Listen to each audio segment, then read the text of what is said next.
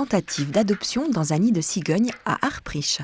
Une première pour Dominique Klein, passionné de cet échassier, et Alexandre Portman du CSFL, Centre de sauvegarde de la faune en Lorraine. C'est ce qui s'est passé avec le fameux lundi. Moi, je l'ai appelé le lundi noir maintenant. Les parents sont arrivés, puis c'est eux qui ont fait crever leur petit, parce qu'à cause de l'eau. Oui. 32 mm. Bon, ici, il paraît qu'il y avait un peu plus d'eau. La mauvaise météo, les seins de glace et le gel n'ont pas épargné les cigogneaux. Harpreach compte 25 nids, dont 50 cigognes, et chaque année, Dominique bague entre 70 et 80 petits. Cette année, il espère en identifier une vingtaine. Ces deux jeunes se rajouteront aux naissances tardives, on l'espère, et ils viendront renforcer la survie de l'espèce pour les temps futurs, du moins à Harpreach Village, présentant un beau biotope pour les cigognes. Chaque année, il y a un fort taux de réussite, et c'est ici que Dominique a trouvé une famille d'accueil pour nos petits orphelins, âgés d'une quinzaine de jours, venus tout droit de la Meuse. On a cherché un nid en fait pour injecter les jeunes parce que c'était au stade œuf. Donc la personne a récupéré les œufs. Les œufs ont été ramenés au centre. On a fait éclore les cigogneaux sur notre structure.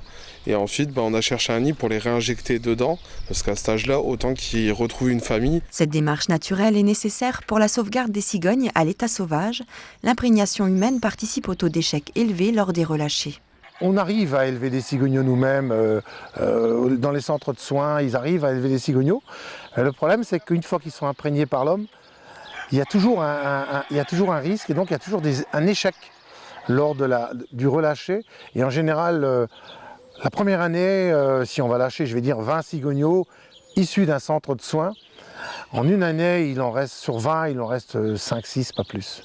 Il y a un énorme taux d'échec, justement parce qu'ils sont imprégnés, ils n'ont pas peur de l'homme. La taille disproportionnée entre les deux cigogneaux, 400 grammes pour l'un et la moitié pour l'autre, ne semble pas être un souci pour les parents choisis. Comme la femelle pond un œuf tous les 2 jours, elle va commencer à couver le lundi, le deuxième œuf le mercredi, ainsi de suite. Donc automatiquement, 32 jours après, il y en aura un le lundi, le mercredi. Et c'est ce qui s'est passé avec ces deux cigogneaux-là.